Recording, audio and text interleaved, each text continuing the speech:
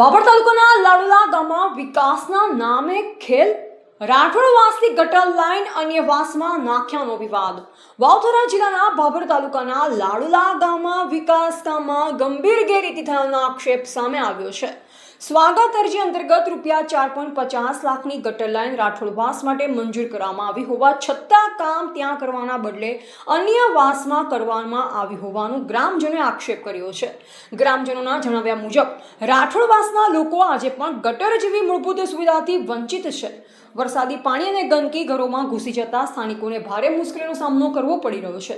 આ મામલે ગ્રામજનોએ બાબર તાલુકા વિકાસ અધિકારી ટીડીઓ ગામના પ્રાંત અધિકારી અને થરાદ જિલ્લા વિકાસ અધિકારીને લેખિત રજૂઆત કરી સમગ્ર મામલાની નિષ્પક્ષ તપાસ કરવાની માંગ કરી છે। સાથે જ જો વિકાસના કામમાં ગેરરીતિ થઈ હોય તો જવાબદારો સામે કડક કાયદેસરની કાર્યવાહી કરી રાઠોડવાસમાં મંજૂરી મુજબ ગટર લાઈનનું કામ તાત્કાલિક પૂર્ણ કરાવવાની માંગ ઉઠાવી છે।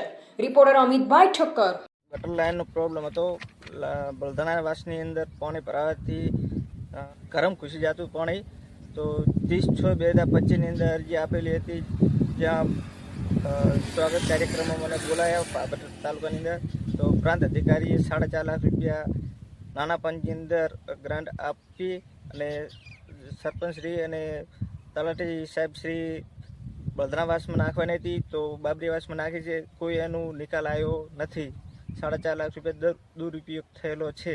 ચોમાસું નજીક આવી રહ્યું છે, તો પાણીનો જેમ બને એમ નિકાલ જલ્દી નિકાલવા કોશિશ કરે।